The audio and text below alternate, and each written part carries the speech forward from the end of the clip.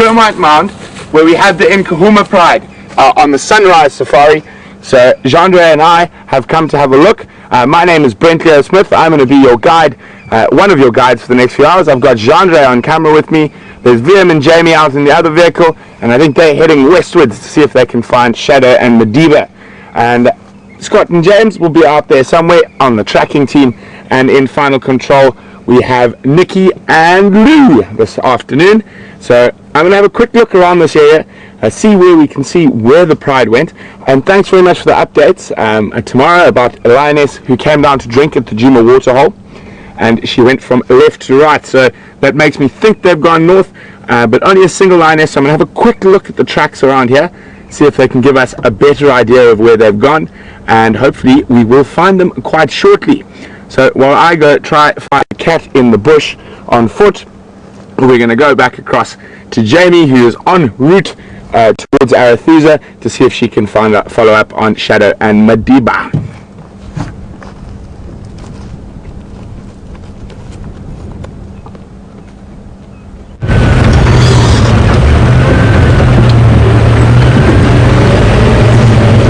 Good afternoon, everyone, and welcome to the Sunset Safari. And as Brent, I'm on my way to Arethusa to see if we can on Shadow and named Madiba that we had this morning.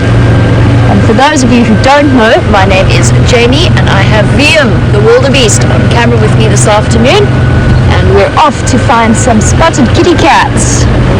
I've just come via Impala Plains just because it's a nice open area, and this morning I saw some Senegal lapwings, which is quite an unusual bird for this area, although we have seen them here the last few weeks, so I think they're going to settle down for the breeding season here.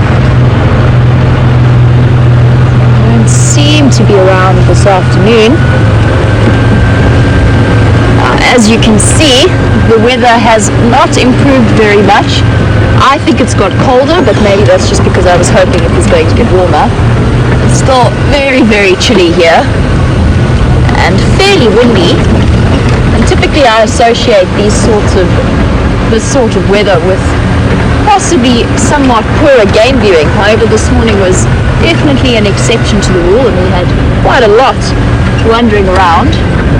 So hopefully we get to follow up on what they've been up to. The one thing about this weather is that it means that the animals are much more mobile during the middle of the day than they would normally be if it was much warmer. So there's a very, very good chance that Shadow and Madiba have shifted around from where I left them this morning. And for those of you who might have joined us for the first time and are wondering what was or how it was that we found them, we actually had some fantastic updates from many of the viewers who got to see Shadow kill a duiker on the Arethusa Dam camera last night, and she ate some of it and then went to fetch Madiba, went back to the kill, and then had it stolen by hyenas who then were in some conflict with the hippos. So really, really interesting evening's viewing of the goings on at the Arethusa Dam, and really, really cool that so many people got to actually watch that situation play itself out.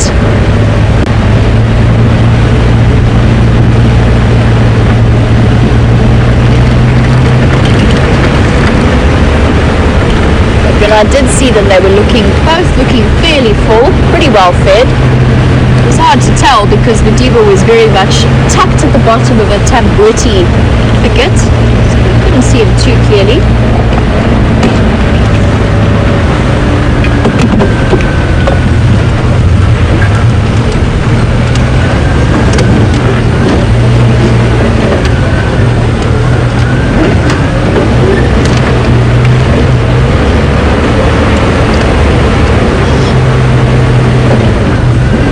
As we are driving along looking at some rather dreary clouds, it did actually rain on us this morning after the morning game drive. We went out to practice setting up a tent on quarantine clearings, and it definitely drizzled more than I expected to see. Now apparently it's 17 degrees Celsius, which is around 62 degrees Fahrenheit. To me it feels colder, but that is because there's quite a wind chill factor happening as well. It hasn't stopped blowing. And apparently there's even more rain predicted for tomorrow, which is good. We really need to see it coming now. It is incredibly dry, and a lot of the dams are, if they've not dried up, they're basically just mud puddles.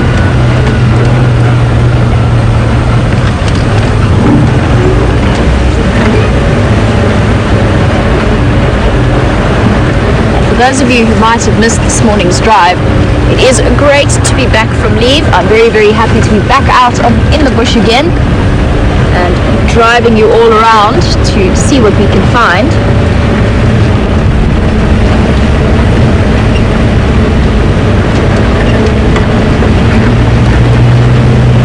Even though I had a really wonderful holiday, very relaxed with my family. It was great to see them all, including my little brother, who I haven't seen in a good couple of months. It's awesome to see him. It's always nice to be back in the bush. I'm just gonna stop for a moment so that I don't scare him off even more.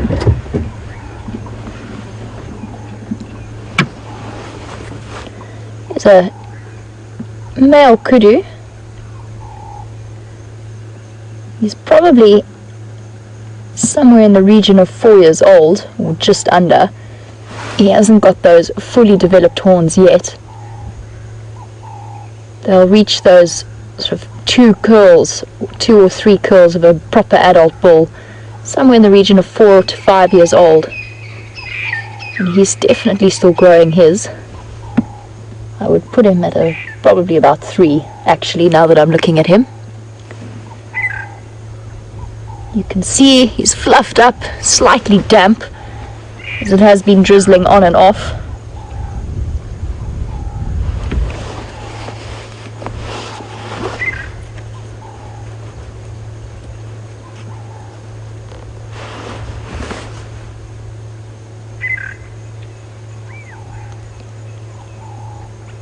Lots of bird noise happening though. You can definitely hear.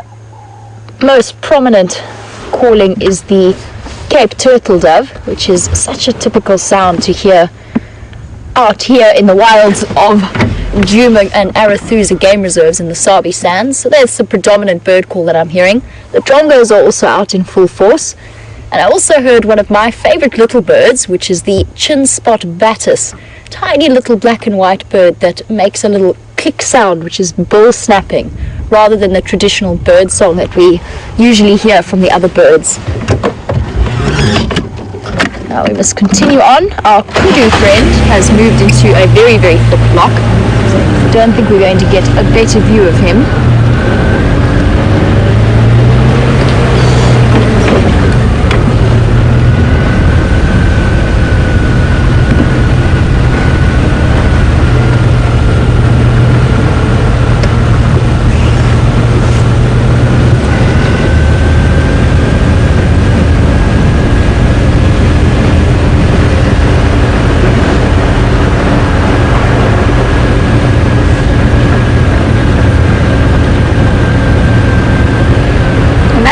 Turtle dove that we heard calling. Now, traditionally in some of the more Western cultures, doves are associated as being birds as a symbol of peace. So very often they're released at weddings. They're often seen as a symbol or a sign of peace and harmony amongst people. And the interesting thing is that in this country, or in lots of local cultures in this country, game drive is open. In a lot of the local cultures, the dove is actually a symbol of conflict. So, in other words, it's the exact opposite of what it means in Western cultures. And the reason behind that is they are known to fight incredibly aggressive, especially the males in breeding season. They can actually kill each other in those conflicts.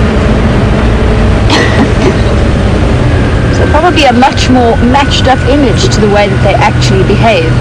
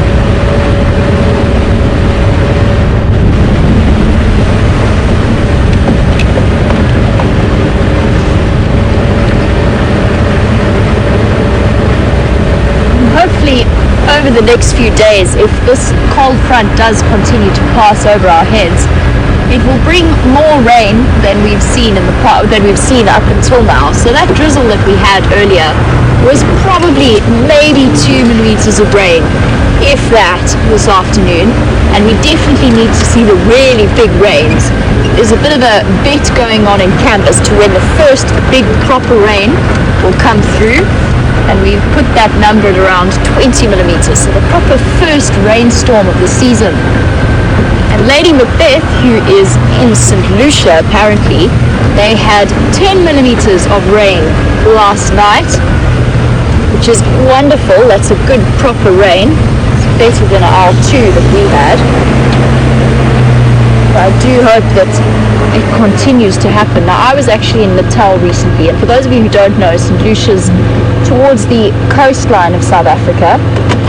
I was maybe a couple of hundred, maybe 200 kilometers south of that when I was on leave over the last 2 weeks, and it was definitely probably the most dry I've seen that area in a very long time. Just stopping for these impala. Fortunately, not the clearest view.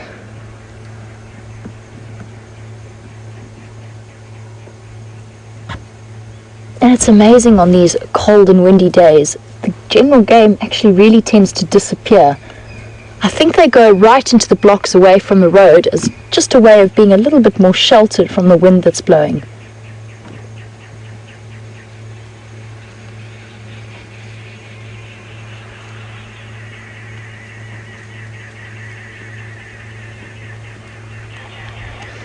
And we're definitely starting to see the first signs of impala pregnancies coming through. They're going to be showing very soon. We've probably got another 2.5 months before they start to drop their lambs. But it's starting to come through clearly now. And the end of their pregnancy, those ewes start to look really, really uncomfortable. You can see that the fetus is pulling them sort of hanging quite low on their bellies. You start to see the hip bones a bit more clearly, and they really look as though they are uncomfortable and struggling to move like they usually do. So quite a short gestation for the impala, from the rutting season in May to giving birth at the end of November or the beginning of December, depending on when the rains come. But they will definitely all be, I'm sure, very grateful for the moment when they get to get rid of that load. It's also a really, really good time for many of the predators in this area, as they have a chance to really catch a lot of the lambs, and I know that the mortality rate is incredibly high.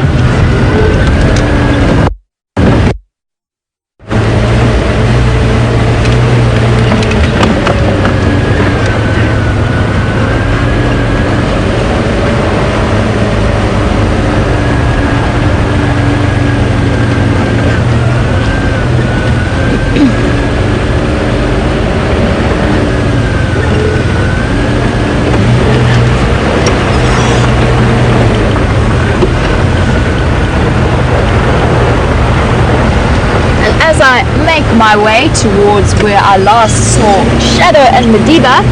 Good afternoon, Gilly, and welcome to the Sunset Safari. Thank you for your words of welcome.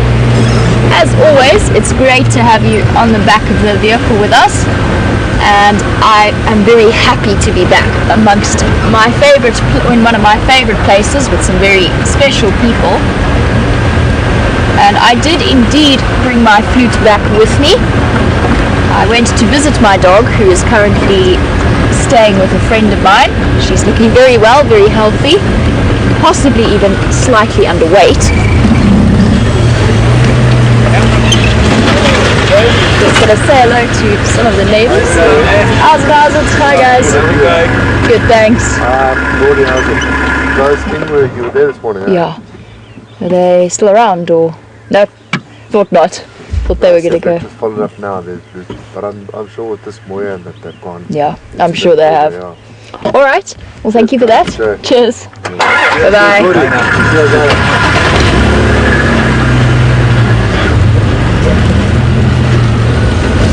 Oh, it's a regular highway on this road today. We've got another vehicle coming.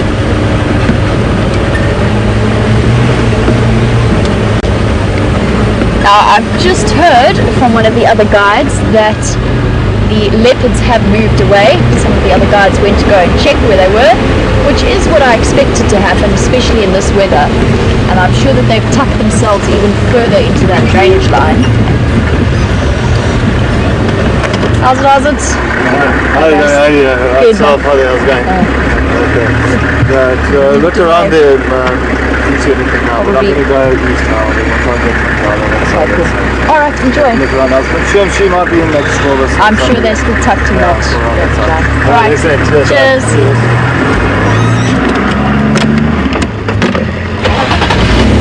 Okay, we are back again, and I think we might have free run of the road now. As though the guys are heading to follow up on some of the lion sightings that were south of our border this morning.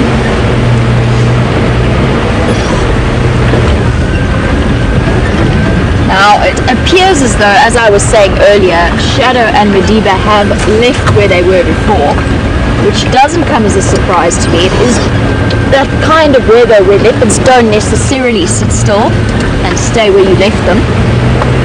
I'm going to go and just poke my nose in and see if we can at least get an idea of the direction that they moved off in. Maybe hazard a guess as to where they might be heading.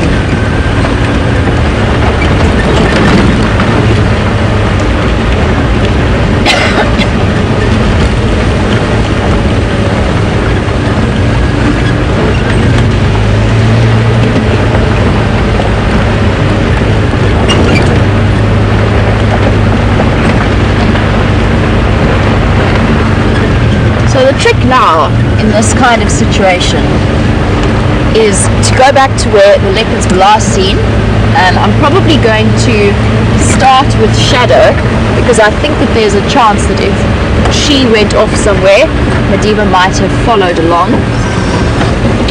So I'm going to start with her also because she is a little bit closer to where I am at the moment. Then I'm going to see if we can find out which way those tracks went. Now it seems as though the other guides have been driving around the area because they went to go and check first. But I'm sure that we will be able to pick up on something as we go through. My guess is that they're both tucked further into that drainage line, right in the thick of something. We shall see. When I saw them, neither of them looked too hungry.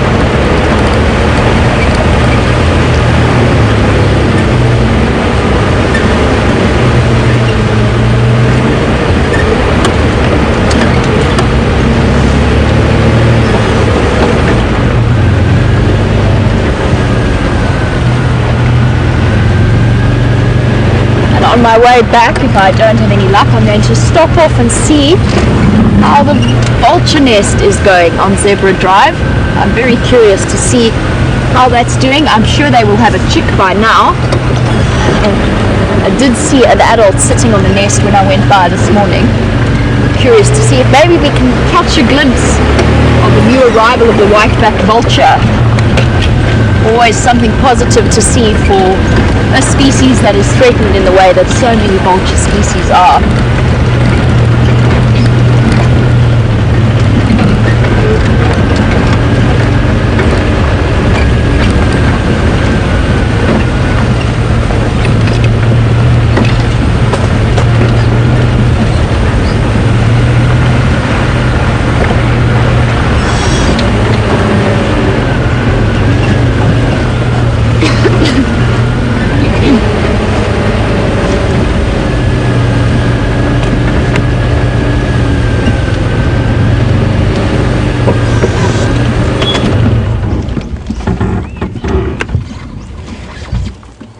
Didn't want to scare that kudu away any more than I have to. You can see also looking fluffed up and rather chilly.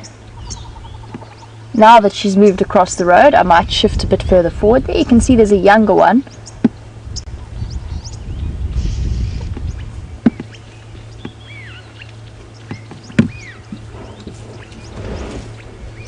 And continuing on our weather discussion, Raisa tells us that it is exactly the same temperature in southern Finland, also with drizzle.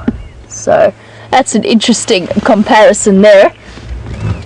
And presumably at the end of your summer and the beginning of ours, we've sort of matched up and managed to sync temperatures.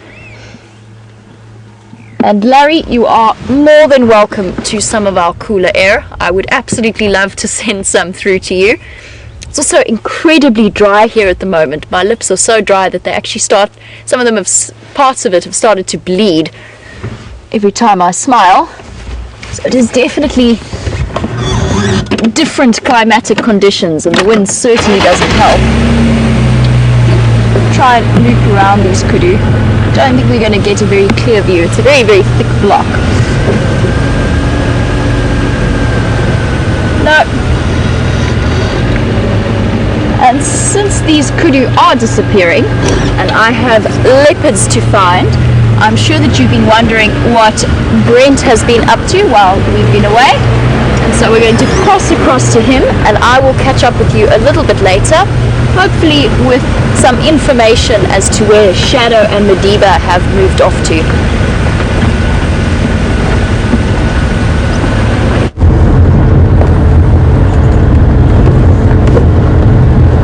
Welcome back, everyone. So we've circled the whole area, found the tracks of that single lioness that came down to have a drink. She's crossed back into this area. So what we're going to do is I'm going to drive up. There's a spot that I know the Nkuhuma Pride like, on a nice open sort of area of grassland. So I just had some talking in my ear from the game drive. I thought they'd found something, but while we're looking for these lions, we might as well chat a bit about lions. And so during the day, it has been decided that, unfortunately, it was a little bit of false information that those were the Matimbas that chased the learning off that buffalo carcass. It actually looks like it was not the Matimbas. Then someone thought it was the northern Matimbas. It's definitely not the northern Matimbas. The Matimbas we normally see are way down south of the Sand River still. And we had confirmation of that from one of the guides down in the south. And it looks like these two males from the photographs are two males I've seen before. There were two of a coalition that used to be four that I saw when I was visiting at Singita. It looks to be the two remaining Salati males. And they have come down from the Manieti. I have seen them around Manieti's main camp when we were staying there. So whether they're, oh, there they are. They haven't moved very far at all.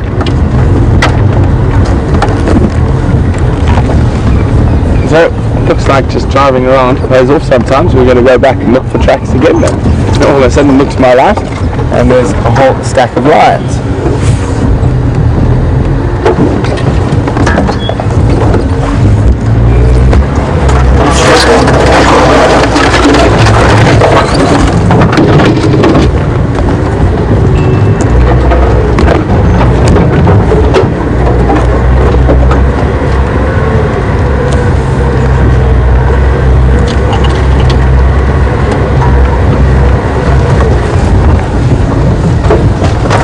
Go.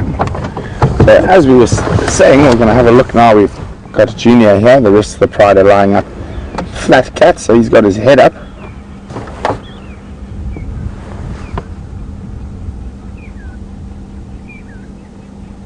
Oh, big boy.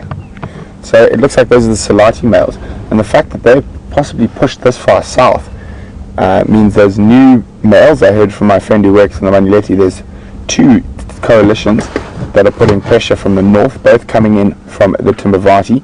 One is called the Skybird males, and I've forgotten the name offhand. I'll remember it just now, of the other coalition of male lions.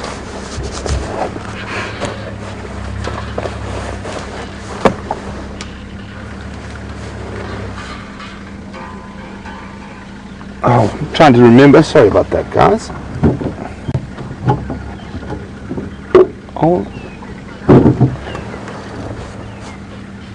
So, I haven't moved too far from where we left them this morning.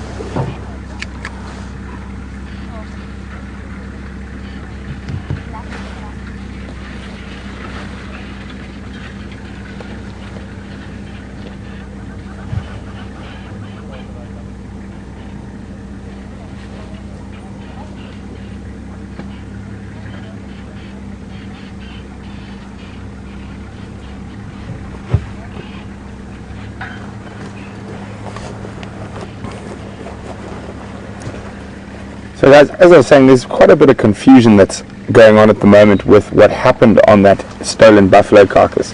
So, from my understanding is, now, as we know, the Nkahumas made the kill.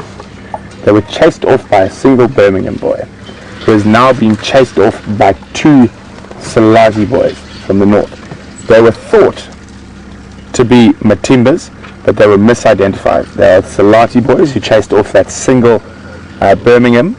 That single Birmingham was found this morning on Torchwood with what they think is the Styx female that has had the cubs. So, and she was showing signs of trying to mate with the Birmingham, even though the Birmingham showed no interest. The other four Birminghams are further to the east, and I think that's where we sit right now. And then the Matimbas we know are to the south in Malamala. And I remember the other coalition that's putting pressure on the northern Matimbas, which is then probably forcing them to put pressure on the Salati males, causing the Salati males to be this far south. They are the giraffe males. Now, the giraffe pride from the Timbavati are quite a famous pride, because they are one of the prides that regularly have white lions. So that could be quite interesting if there's some white lion genetics heading further south, heading our way. Now,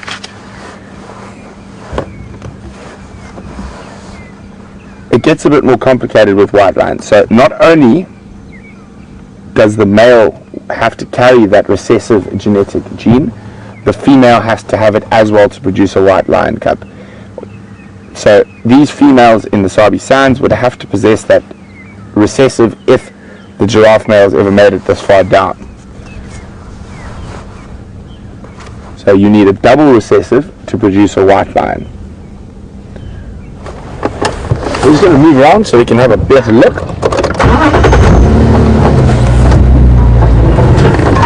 So I hope that we've got the lions sorted out there.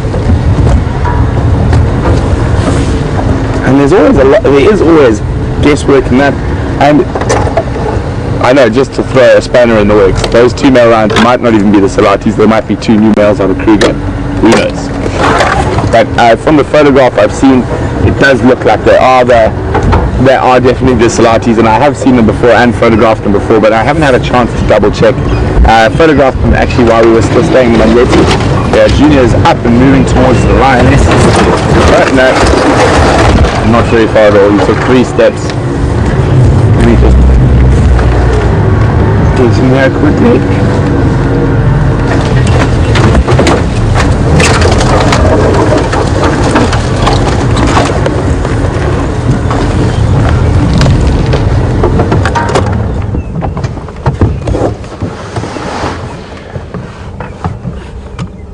So as we're looking at Junior there, quite a few of you might have noticed he had a little spot of blood behind his left ear. Don't worry, that is not a wound. That it looks like he scratched a big fat grey tick, and the tick has popped. So, and that's more than likely what's happened there. And I don't think it's a wound at all. I just think there's a popped tick behind his ear.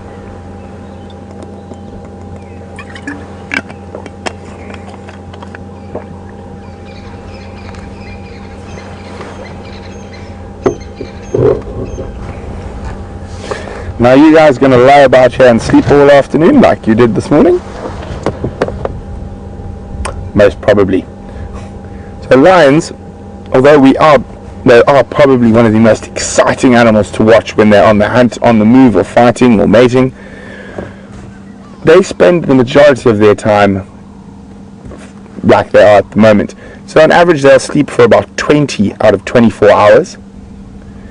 And their bouts of movement can be quite limited to sort of sleep for half an hour, walk for 20 minutes, sleep for half an hour, walk for 20 minutes.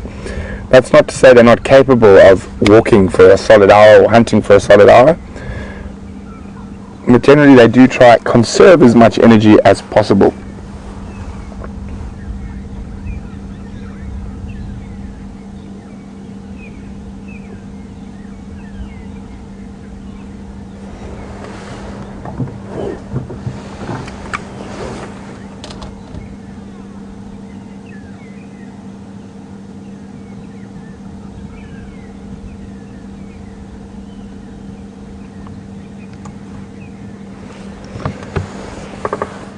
So with the current upheaval, John Q says now the Saladi males are in play. Yeah, I agree with you. It is definitely going to make things more interesting having more male lions around.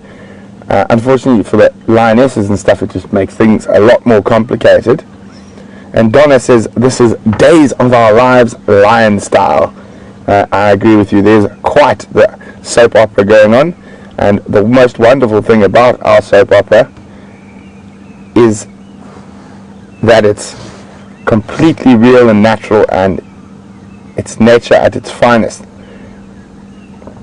So if I'll try to give a little bit more detail of the Salati males from what I can remember, when I saw them there were 4 of them, and they were probably about the same age as the Birminghams are now, maybe a little bit older, and they're called the Salati males because they come from way down south in the Sabi Sands, around where the old Salati railway line used to run through the southern Sabi Sands. So somewhere around Sabi, southern end of Londolozi, that area is where the Salati males come from, and they've slowly moved north, and they've been pushed by the Majingalans, they've been pushed by other males, and eventually they settled between the 2 Matimba coalitions. So you've got the southern Matimbas, which are the ones we see regularly in the northern Sabi Sands, and then the northern Matimbas are northern Manyeleti pushing into the Timbavati. So from what I've heard from my friend up in the Manyeleti is that there's 2 different sets of young males pushing in from the Timbavati on the northern Matimbas, which have now obviously pushed on the Salatis. And with the Birminghams causing so much havoc, there is a bit of a vacuum, a gap of space. They can't be everywhere all the time. So you probably find that's what happened there. They've just moved into this little vacuum. I don't think they'll be able to control the vacuum. I think the Birminghams will probably push them back north. So they're a bit of a rock and a hard place there. If I remember correctly, they should be about a similar age to the Matimbas, maybe a year or 2 younger. If any of you guys know for sure, please let me know, and you can do that by emailing us on questions@wildearth.tv, or you can use the hashtag Safari Live on Twitter.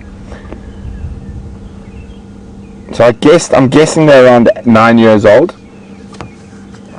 But there were 4 when I first saw them, and I did get some really lovely photographs of them before they were looking quite battle scarred. This next time I saw them, they are looking very battle scarred. They were sort of proper male lions, full of scratches and cuts and bumps and whatnot, but definitely scrappers, and be very interesting to watch or hear what they do over the coming couple of days and weeks.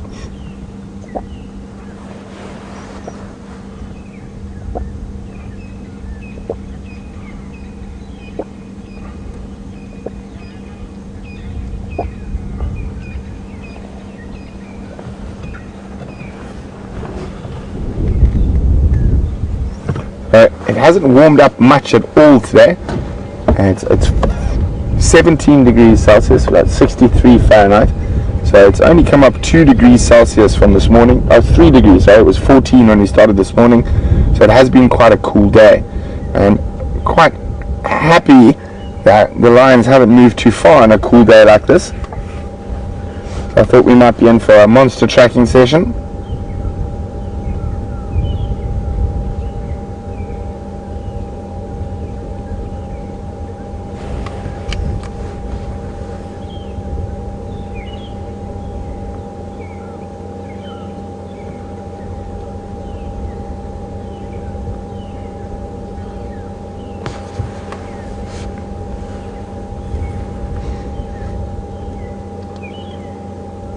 So as we can see, if we come out of it, there's Andre, and we can see the pile of lions in its entirety. We have 5 lionesses there, and Julie was wondering, has the missing one come back yet? I'm afraid not, Julie. So just 5 lionesses, or 4 adults, 1 sub-adult. So the missing one is not back.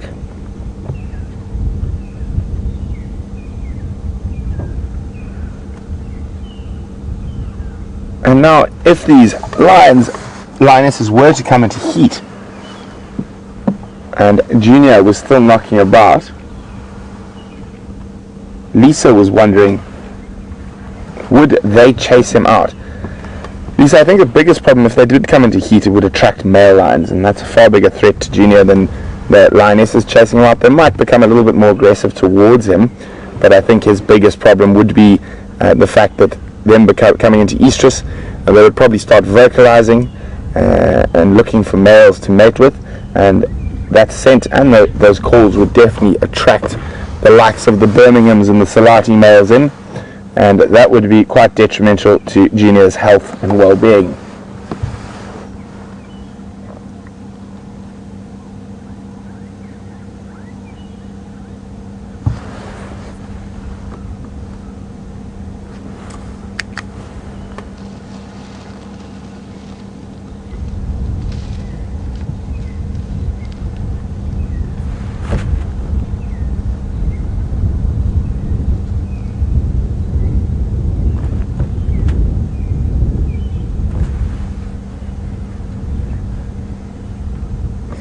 So as we have a closer look at young Junior's face there, Finney in Ohio is wondering if you can identify lions by the spot pattern in the whiskers above the last line of whiskers.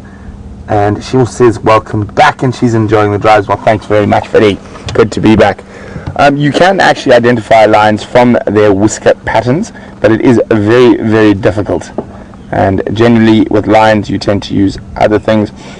Researchers also use nose colors, and you can get different grades of pink and dark and on the nose. Also, if a lion yawns, it has dark discoloration on the gums, which is also a very good ID feature with lions. Also broken canines, large scars, missing tails, torn ears.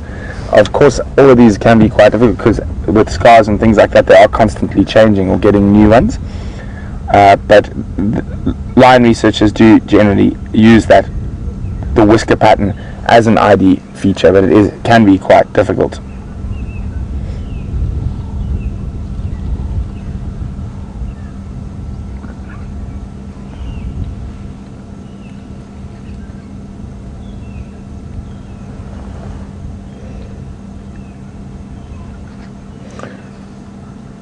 Now, I know a lot of you have heard this before as we watch young Junior licking his burgeoning mane, and I'm sure a few of you, if there are any new viewers, might be wondering, do lions get hairballs?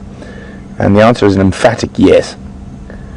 And licking each other like they do and licking themselves, there is a large percentage of fur that will be transferred into their mouth.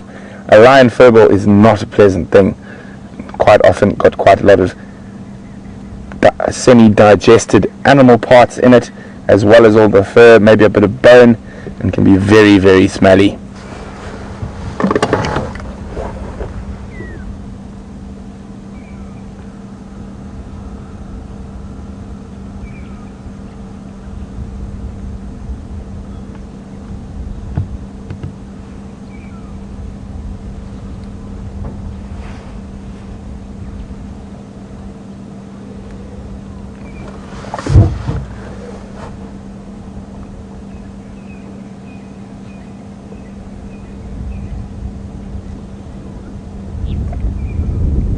So while we've been chatting about that missing sub-adult lioness or flop from the Nkahuma Pride, Rita was wondering if I've heard anything from the other vehicles.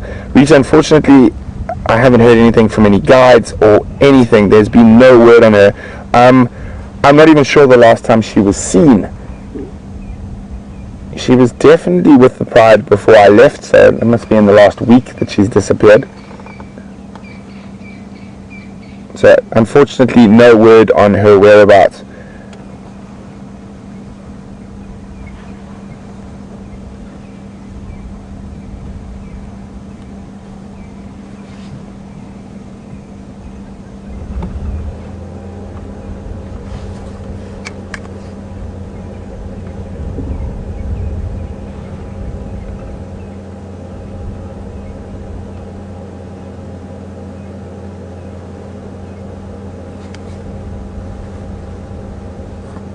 So one of the most amazing things about these live safaris is we do get to see a lion behavior in its entirety rather than the sort of highlights reel that happens with a lot of the documentaries.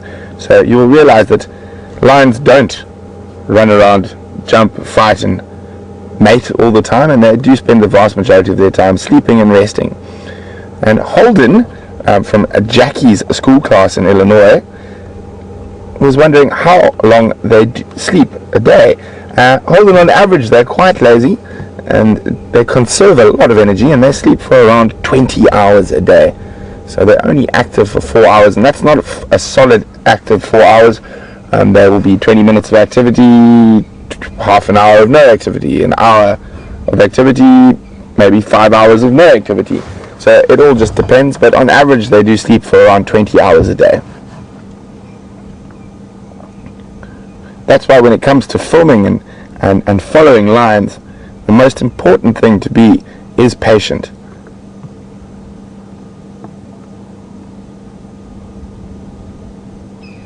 Because those bursts of energy can be so unbelievably incredible that it is worth sitting with them while they're sleeping. And sometimes they can be very cute while they're sleeping as well.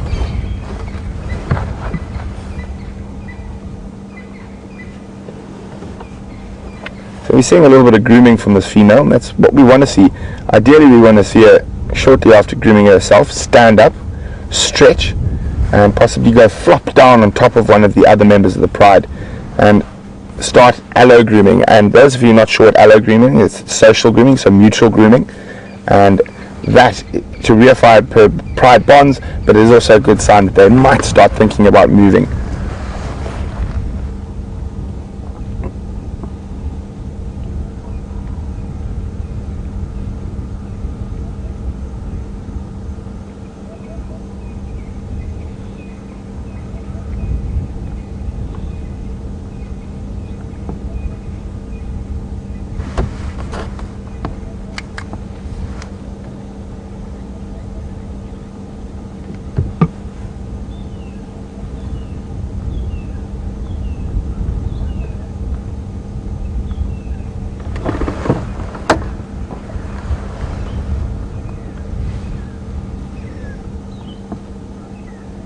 So it seems Jackie's class in Illinois is having a fun school period and joining us on a live safari. So we've got another question from Natasha in Jackie's class. And Natasha's question is about the tail, and there we can see a lioness's tail there, and we can see the black tip to it. And Natasha is wondering, why do they have that little ball of black tip on their tail? Natasha, that's a very good question. And a lot of animals in the bush have things that we call following mechanisms. So when they are moving through thick bush, they will be looking for certain things that can show the other lions where they are. And if we have a look at this, oh no, she's turning around to stretch, but you also see her ears there. That black behind the ears, that is another following mechanism. And one must remember that lions do not see in color like us. They see in black and white. So, ooh, looks like she's got quite a bad injury on her foot there. Didn't notice that this morning. I will chat about it now. But so, Natasha, let's just have a look at this injury, and then we will get back to your question on following mechanisms.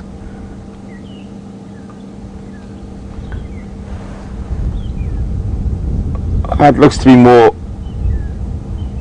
Oh, that doesn't look too pleasant, but looks more of a flesh wound than deep into the muscle. Unfortunately, you can't really see while she's licking.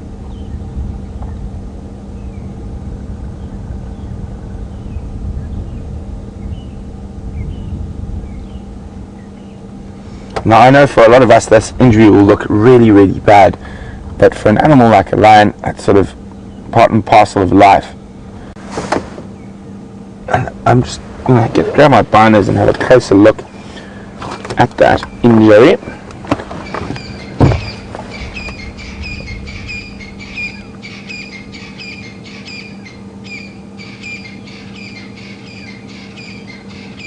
So from here, it doesn't look like it's that bad. It looks like it's just a flesh wound, and those can be repaired very quickly with lions. And she's got another small wound on her rump.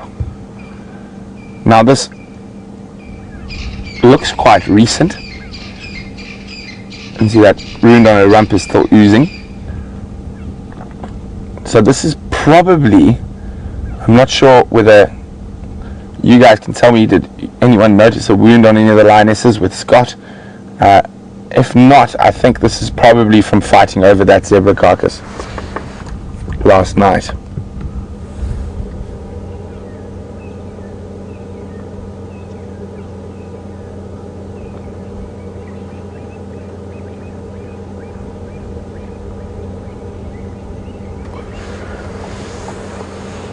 So it is possible it could be an injury from the hunt itself, but coupled with the bite mark on her rump and the slight oozing wound on her rump, if we come out a little bit to the right there, Jean-Andre, you can see there, the fact that it's still oozing a little bit means it's probably quite fresh from last night, and that's almost definitely from another lion. So I'm guessing this is probably from the fight over the carcass.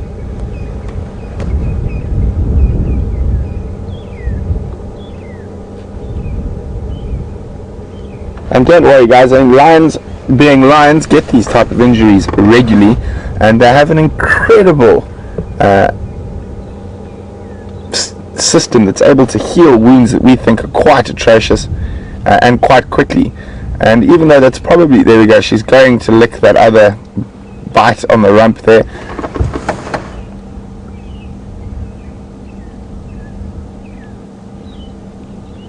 So it's more than likely she has sustained that from another member of her own pride. It could have been Junior or any of the other adult females, unlikely to have been the sub-adult, but not impossible.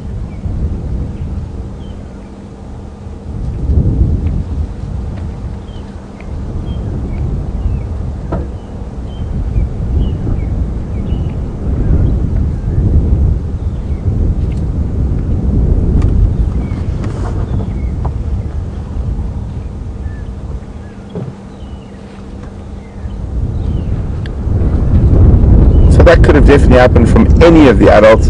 Obviously Junior is the biggest and most aggressive at the moment, but they do all get very aggressive with each other at feeding, so it's impossible to say whether it was in fact Junior or one of the other lionesses. You see she's limping, but only slightly. As I said, it'll probably cause her quite a bit of discomfort, but I don't think it's going to impede her hunting or mobility at the moment. Of course, if it gets infected, that's a different story, but as I said, these animals have incredible tolerance. So there, back to Natasha's question as she walks away, you can see how those black behind the ears and on the tail stand out. And now imagine if you were trying to follow another lioness and you were hunting behind her, trying to see where she was going. That's what those are there for. And remember, lions see in sort of shades of grey, so colours like black and white really stick out. So that black would show out against the grey or even green bush of the summer.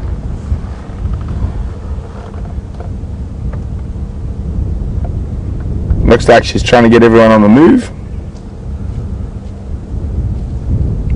Not too much success. We've got 2 heads up.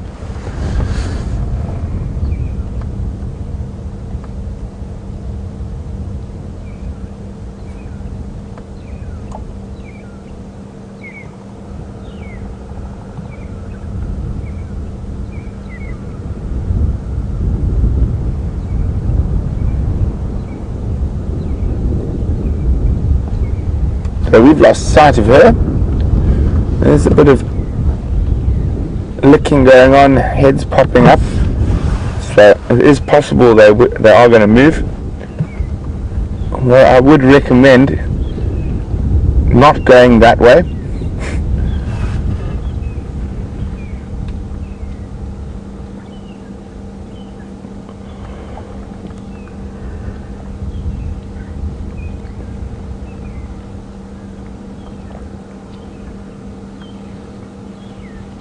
Well, all four heads up now, only Junior is fast asleep.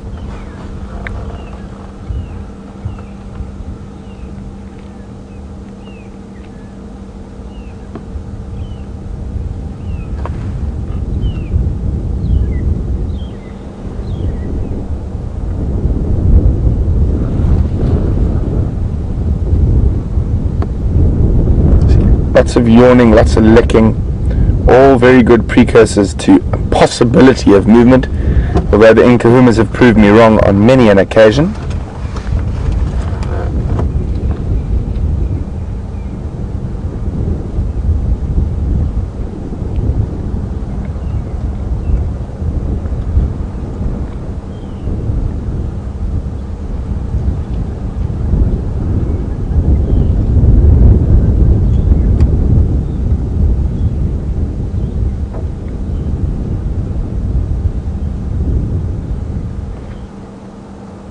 You guys wouldn't have been able to hear that, but I just hear that low contact grunt to where that lioness has disappeared. That oh, but just catching fragments of it on the wind.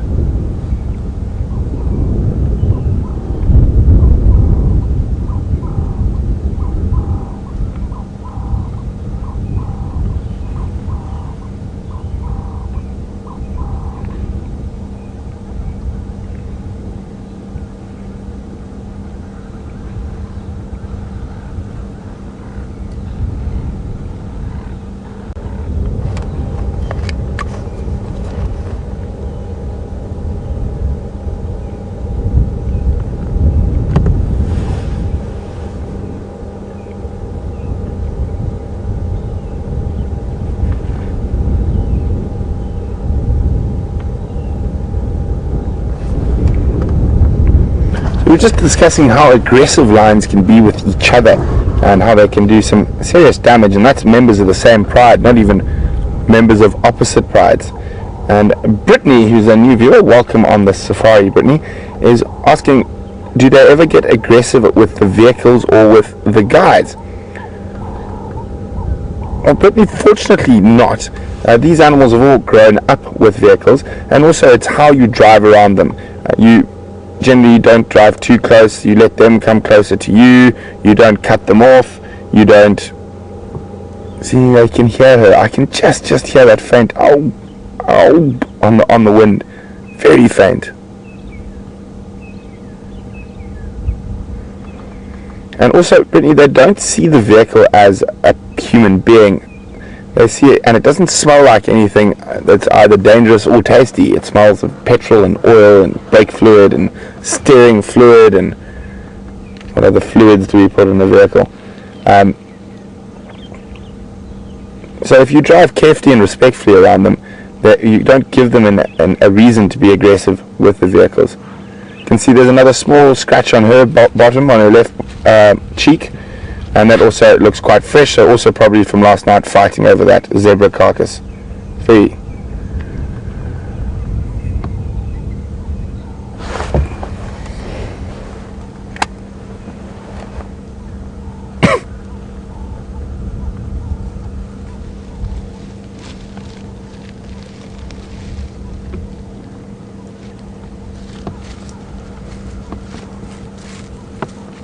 And number 2's on the way.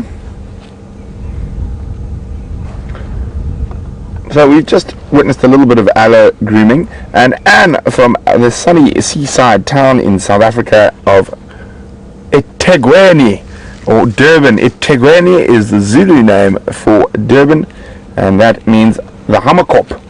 And Hammerkops were found in Durban Bay before that became a city. But Anne was wondering whether aloe grooming would expand onto the wounds of another lioness, so one of the lionesses licking another's wound. Yes, it would, Anne, but sometimes the other lionesses can get a little bit upset with it. And old Junior is, as always, bringing up the rear. We're going to cruise along after these ladies, see what they're up to. They are heading north towards our boundary, and I think they're going to display very typical lion behavior, as they're going to get up, walk for 60 meters, and they might possibly lie down again, but then we'll probably see quite a bit more stretching and grooming.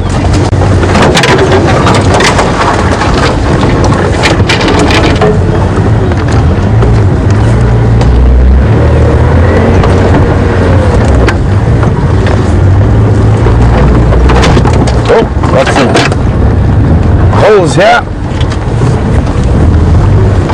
Look like from elephant picking up tree roots.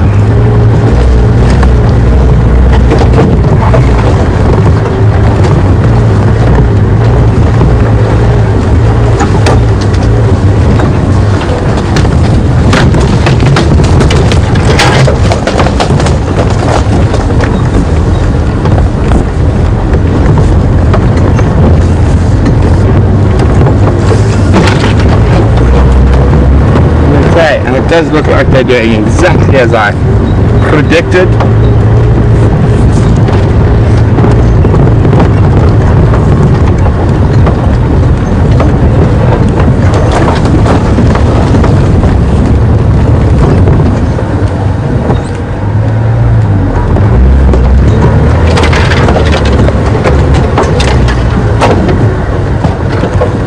So as we follow the Nkahuma ladies here, we've got a question from Sarah, who's 17 in Ohio, and she's wondering about the missing sub-adult. In the hunts we have witnessed, she doesn't seem to, the sub-adults don't seem to play that big a role, obviously because they're physically quite a lot smaller. And Sarah is wondering, is she going to be able to hunt for herself? So I think she is capable of it. Obviously for a lion who's a social animal and a social hunter, it's much easier when there's more lions. But we're caught up with some of them. The other two are up ahead of us now, and we've got one lioness about to pop past our nose.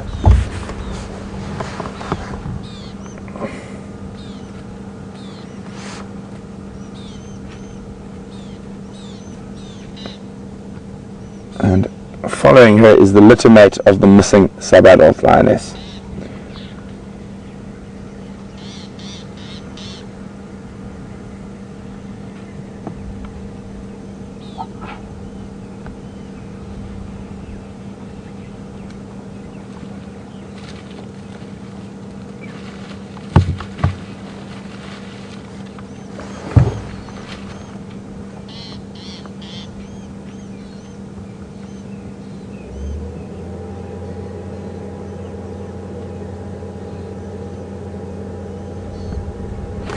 Okay, and the lead lioness is just laying down, and we're going to move around to where she is, because I'm quite sure the others will come join her there.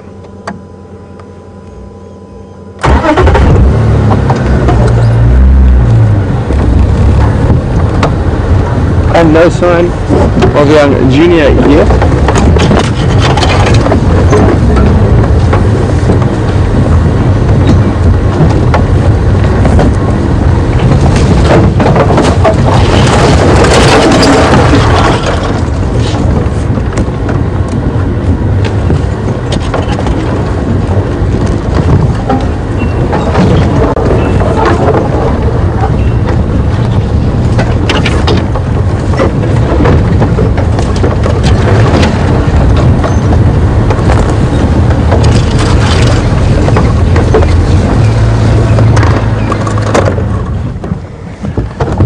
So we've now positioned ourselves, one of the adult lioness who looked like the one who was leading. I can't really see the foot now, but we've got the others all coming around to join, and hopefully we'll see some nice social interaction between them.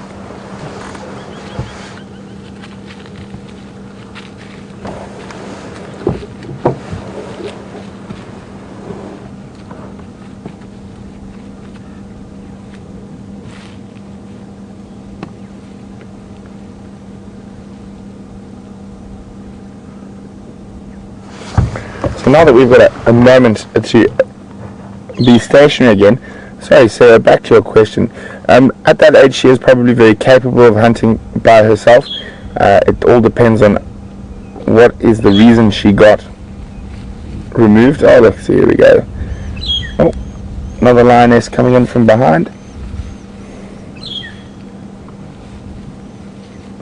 So all this is very important in terms of affirming bonds between the pride members.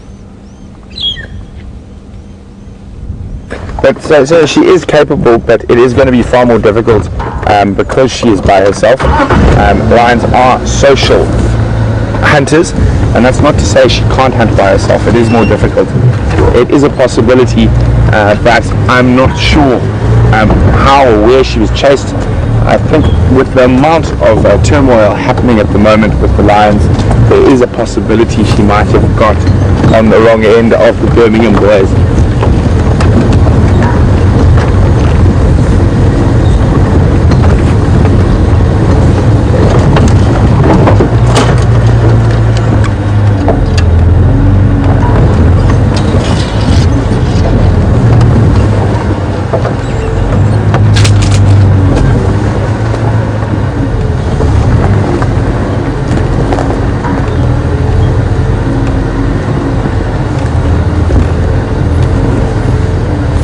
Sorry guys, just going to be on the Game Drive channel for a second. Alright.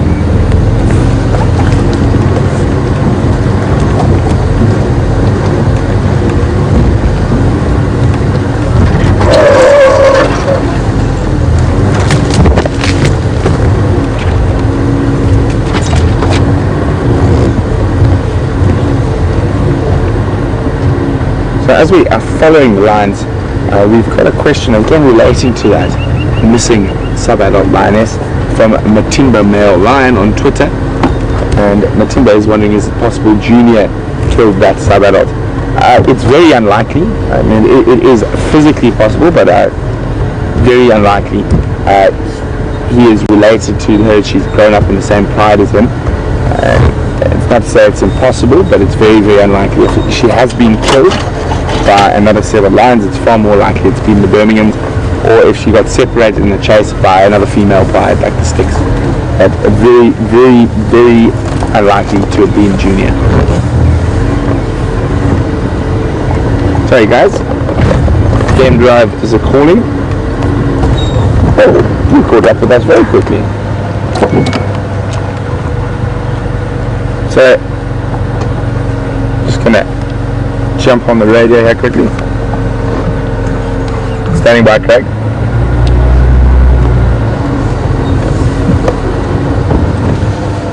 Hey, so we're now mobile north from Gary Dam. Probably be sitting about halfway between the Buffelshoek cut line and Mvubu Road. General direction is still north.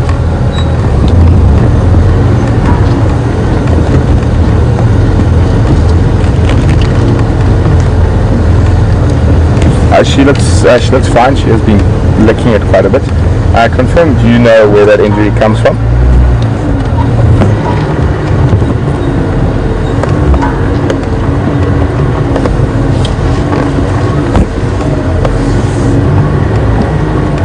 Copy, thanks.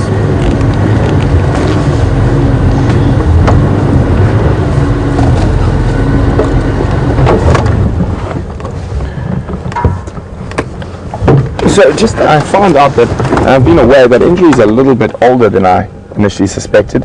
So probably 4 days old, after they were chased off the buffalo carcass by the single Birmingham male.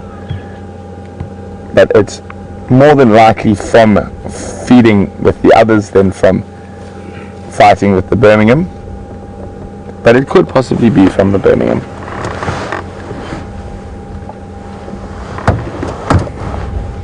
So very typical lion behavior, walk for a bit and lay about for a bit.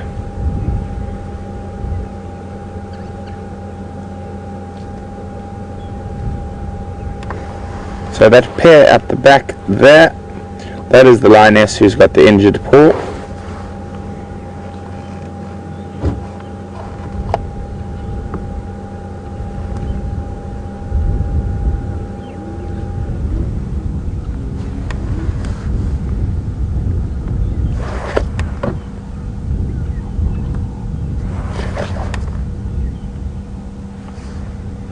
So there's a nice example of that social grooming we've been talking about. So as I said, the next stop, it's more likely for them to display some of this, and this is sort of lions waking up. It can take them quite a while to get going.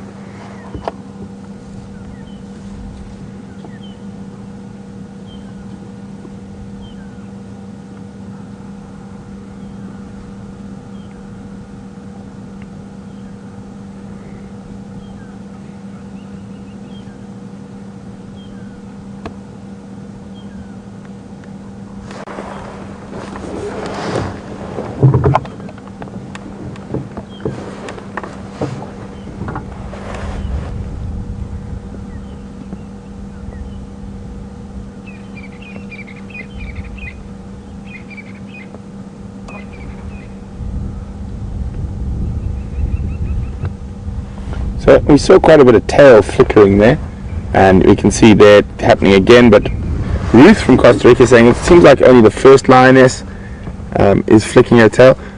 Ruth, all of them are from time to time. The reason she's probably flicking her tail more is due to that injury, and it's probably due to flies annoying her.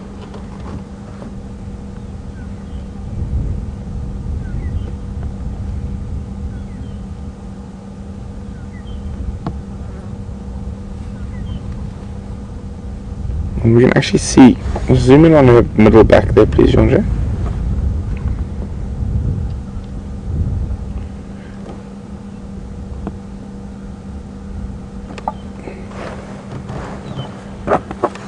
Zoom in.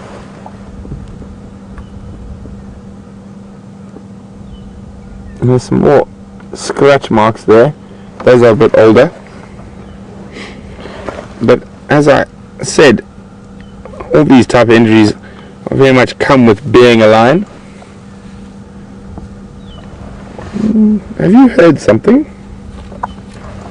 Duck around. So the one other lioness is still off there. The other is following, and the lioness off to the left is showing possibly I've seen something to eat.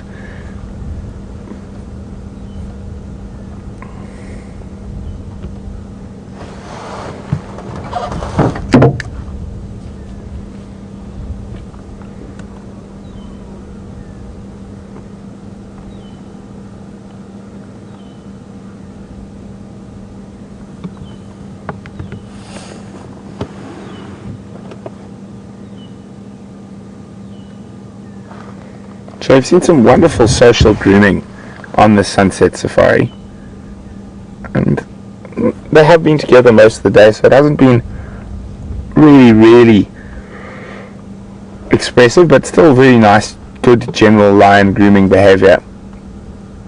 Just get on to her, please, Andre. She spotted something.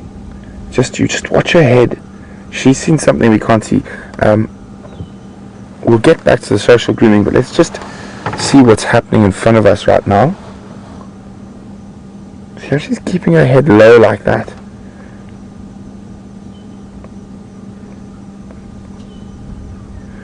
When Jean-Jacques and I did drive around the block, we did smell buffalo. There could be some old boys hanging out in this on the crest here.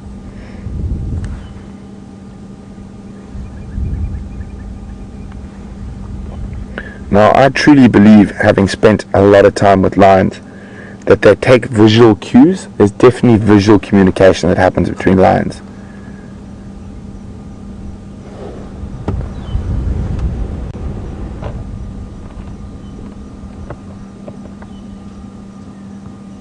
And you see how they constantly, you saw that little glance off to, would have been your right, and she was glancing at the other lioness, and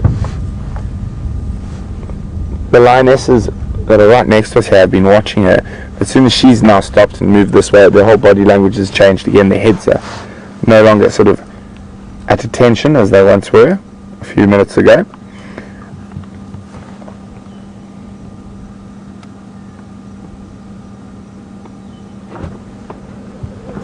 So coming back to social grooming, and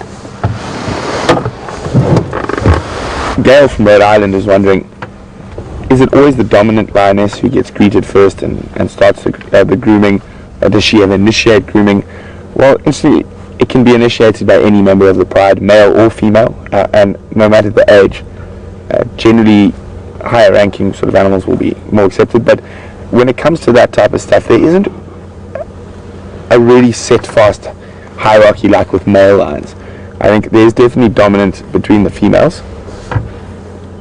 So just making sure what's going on here. One lioness has disappeared off that direction, and the other's just watching her. So, I mean, with that social grooming, it can be initiated by any member of the pride at any time. Whether it's received well or not is a completely different thing.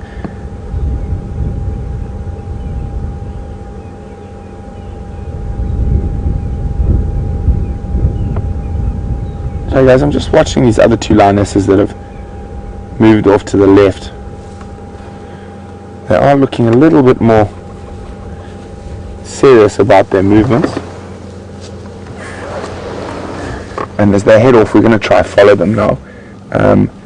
Not quite stalking, but maybe they've heard or smelt buffalo or something further to the north. So let's keep with them and see what's going on.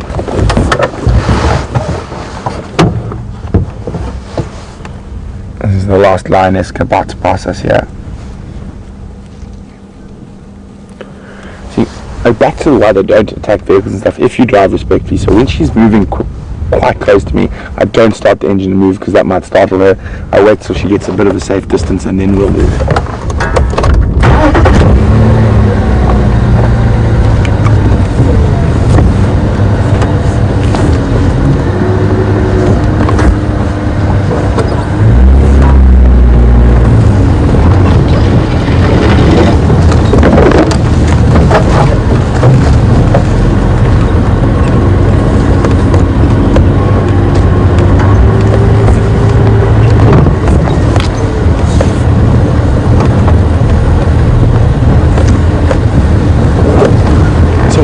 Following the pride here, Mauricio in Texas, welcome Mauricio, said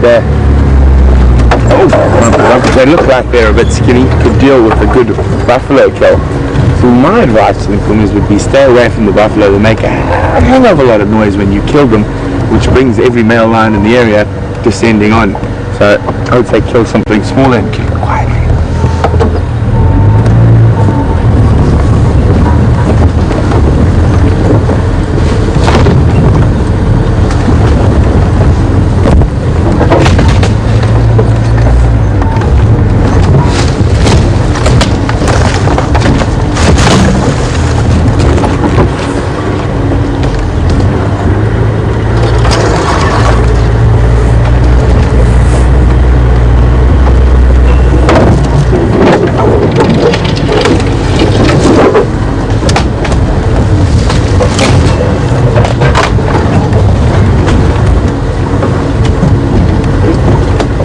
One disappointing thing about the direction they're heading is the fact that it is towards our northern boundary. Hopefully we'll find some buffalo before we get there.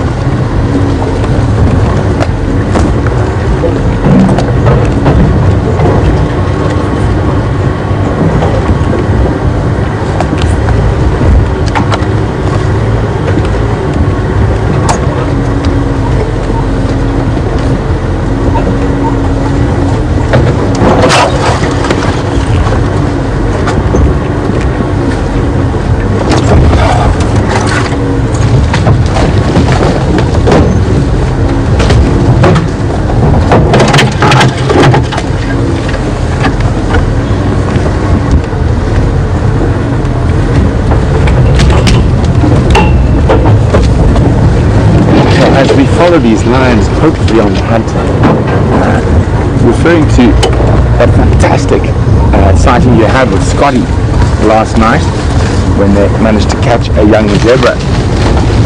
Donna in Missouri is just wondering how do mother animals out here in the bush cope with their young being killed. And I mean, we can expand this into the Styx lionesses having their cubs killed by the Birminghams, or even Karula, who had her cub killed by hyenas. So, Donna, you must remember, we always try to put human emotions into animals because being humans, that's what we know best. But unfortunately, animals do not have the same sort of emotions that we do, and definitely not the same depth of emotions. And that is by no means to say they don't have emotions. Of course they do. And that mother zebra would have, I know, was continuing to call for her calf last night, even after the lions had killed it. Sorry guys, it's just a really thick area. I don't want to get stuck. The lions are just moving to the left, but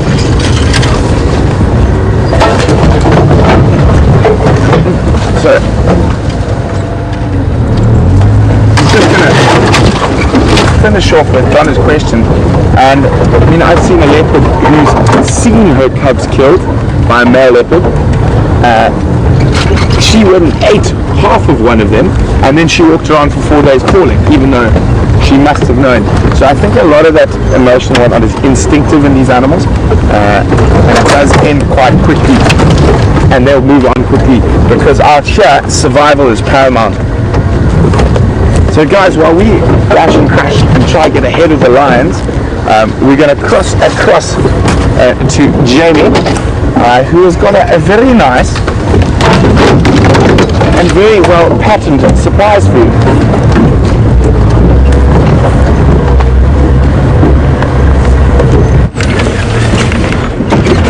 Oops.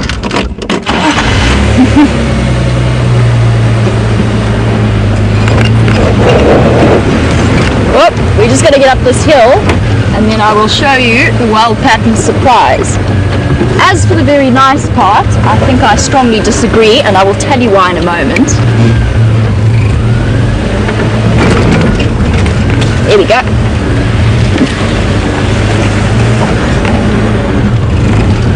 Just get ahead of him.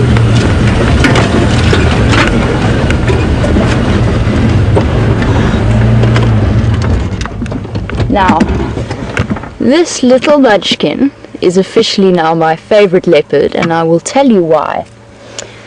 So him and myself just went back to where he was before, and I know he was obviously gone. There was a herd of impala standing exactly where we left him this morning. So I went for a walk in the drainage line, couldn't find anything, couldn't work it out, couldn't find his tracks crossing the road where they crossed the drainage line. So I doubled back to go back to the car and move on, and who do I see stalking me but this little monster. Now, before anybody gets too worried, it was not a serious thing. He's playing and he's learning, and I sort of stomped at him just to let him know that it wasn't acceptable, and he went to the drainage line, and I kept walking back to the car thinking that was that, and I was going to go and fetch the wildebeest so we could stay with him, and he stalked me again, and he stalked me all the way up the road. Play stalking. I honestly don't think he would have done anything serious, but it was absolutely hilarious. It's the first time I've ever been stalked by a leopard cub. So he has definitely developed a whole new personality in my eyes. Hello, beautiful boy. And just to let you know, I did also find Shadow, not too far from where we had her this morning, but there was absolutely no way we could get the vehicle in there. I bumped her on foot, and she moved off a little bit into the drainage line, and then she tucked herself away somewhere in there, and I wasn't going to, ooh, Flem and Grimace. I wasn't going to push her any harder than that. And we definitely could not get the vehicle in without doing serious environmental damage. Hello, you naughty thing. You're so naughty.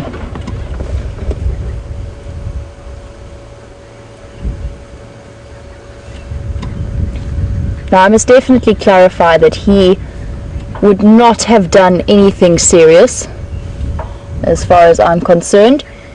It was not a serious stalk mode, or else I would never have seen him or heard. It was only because I heard him that I turned round. He's practicing and developing the skills he's going to need when he gets older.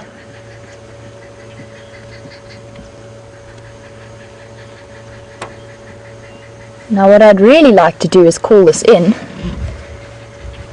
and I will as soon as I work out exactly where I am, because I have to confess, me being me on Arethusa, I'm not too sure. Now he's heading off in the direction of Mom, but not quite right.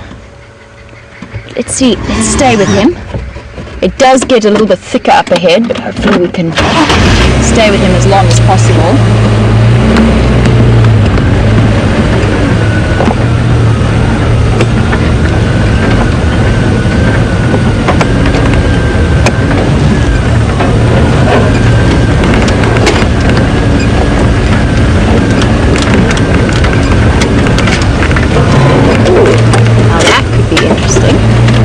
Stop here so I don't disturb anything.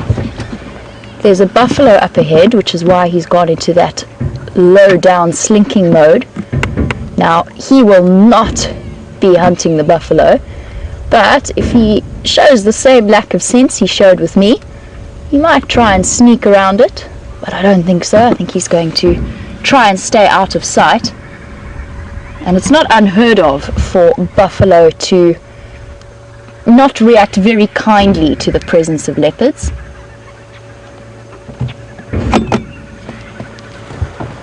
Let's just hold on one moment.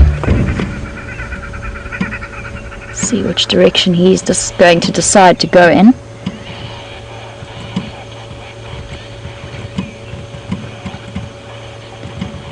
I just want to double check where I am.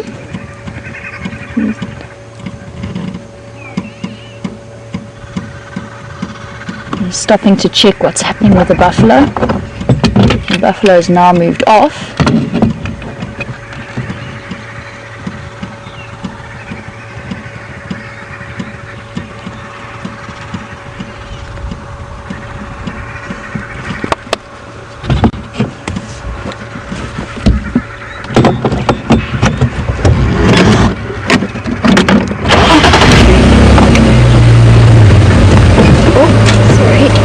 Now what young Madiba is doing, his new name is taking us all a bit of getting used to.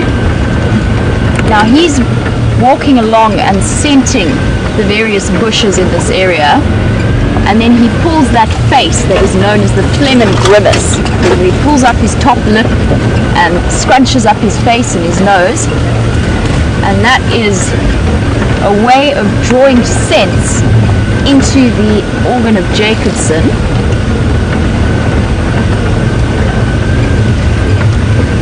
which is an organ that is especially adapted for... What are you doing, little one? I'm just going to stop here for a moment. He's up to something.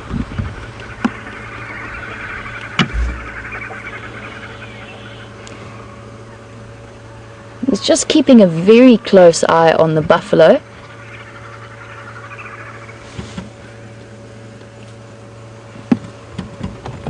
Okay, I just need to hop onto the Game Drive channel to call him in.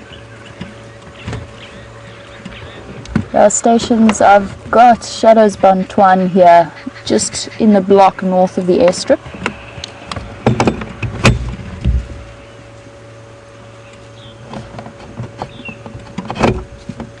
He is mobile south.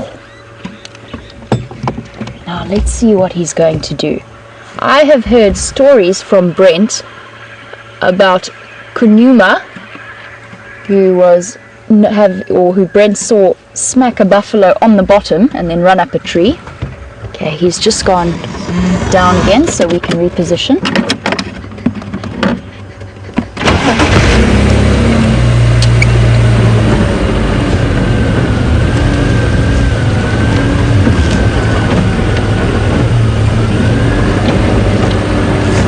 Buffalo that I didn't see. And this is all part of the learning experience that he's going to have to go through over the next few days.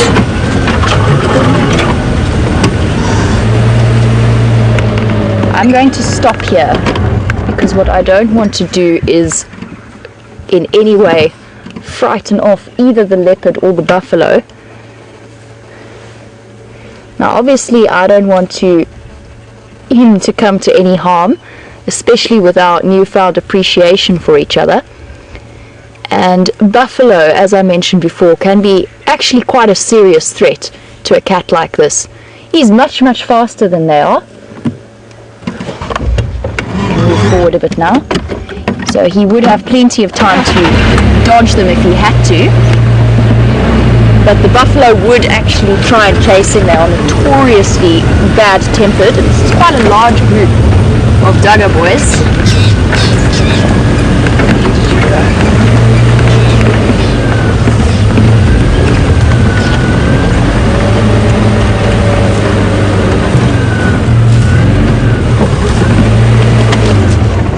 He is tucked away underneath a tree. I think he's trying to sneak up either around the buffalo or to sneak up and have a closer look at what they're up to. They are completely unaware of his presence as far as I can tell. He's tucked down. There he is. There you can see how well hidden he is. It's going to be very interesting to see how this situation plays out. I don't think he's going to try anything. I think he's still a little bit too young, but then I also didn't think he was going to follow me on foot. So there you go. Lesson for all.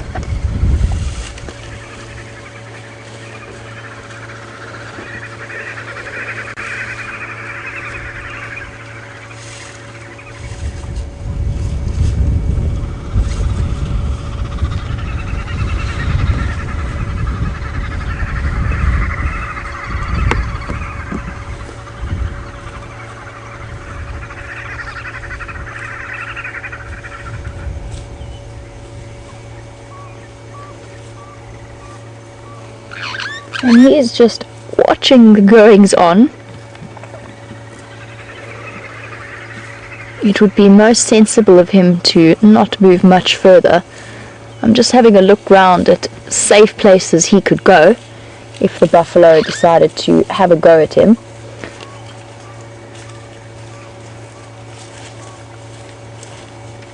And there's a huge discrepancy between the top speeds of a buffalo versus that of a leopard. So if this little guy, even as young as he is, if he really wanted to get out of here quickly, he could move and cover the ground at somewhere between 22 to 24 meters per second, which is almost impossible for us to conceive just how fast they really can move.